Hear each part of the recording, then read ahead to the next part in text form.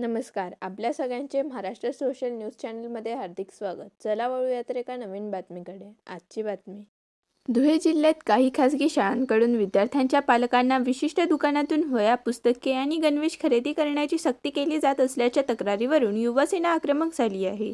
जिल्हाध्यक्ष मनोज कोळेकर यांच्या नेतृत्वाखाली युवासेनेने प्राथमिक शिक्षणाधिकारी मनीष पवार यांना निवेदन देत संबंधित शाळांवर कारवाईची मागणी केली. तसेच शालेय पोषण आहारातील कथित गैरव्यवहाराची चौकशी करून दोषी कंत्राटदाराचे टेंडर रद्द करण्याची मागणी करण्यात आली. मागण्यांकडे दुर्लक्ष झाल्यास धुळे जिल्ह्यात तीव्र आंदोलन छेडण्याचा इशाराही युवा सेनेने दिला आहे. आज आम्ही युवा सेना धुळे जिल्ह्याच्या वतीने शिक्षणाधिकारी पवार साहेबांना निवेदन दिले. निवेदनाचा विषय असा होता की ज्या विद्यार्थ्यांना शालेय पोषण दिले जातं त्या संदर्भात संबंधित कॉन्ट्रॅक्टर परिपूर्ण त्या ठिकाणी शालेय पोषण देत नाही.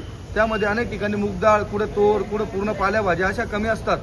परंतु बरेचसे कॉन्ट्रॅक्टर असे आहेत की ते या ठिकाणी फक्त भात आणि त्याला पिवळी हळद लावून संबंधित भात शिजवून विद्यार्थ्यांसमोर ठेवतात. परंतु हा विषय खूप गांभीर्याचा आहे. त्या संदर्भात धुळे जिल्हा युवा सेनेच्या वतीने संपूर्ण युवा सेनेची टीम शिवसेनेचे जिल्हा प्रमुख मनोज भाऊ मोरे यांच्या नेतृत्वात या ठिकाणी निवेदन देण्यासाठी आलेली आहे.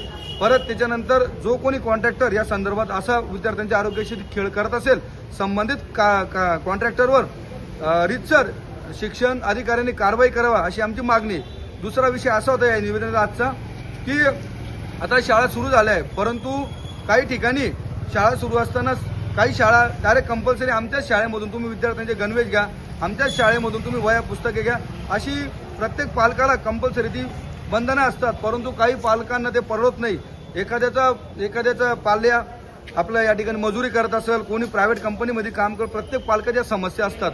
परंतु मुलांच्या शिक्षणासाठी पालक हा पाऊल घेतात आणि त्या ठिकाणून ते सर्व साहित्य खरेदी करतात. परंतु असं शाळेने न करता ज्या ठिकाणी पालकांना परवडेल त्या ठिकाणी जे सर्व साहित्य घेऊ दिलं पाहिजे. जर का या संदर्भात शाळेने आमचा निवेदन विषय गंभीरतेने नाही घेतला, येणाऱ्या काळामध्ये राज्याचे शिक्षण मंत्री आदरणीय दादा भुसे साहेब यांच्या संपूर्ण गोष्टी आम्ही लक्षात आणून देऊ.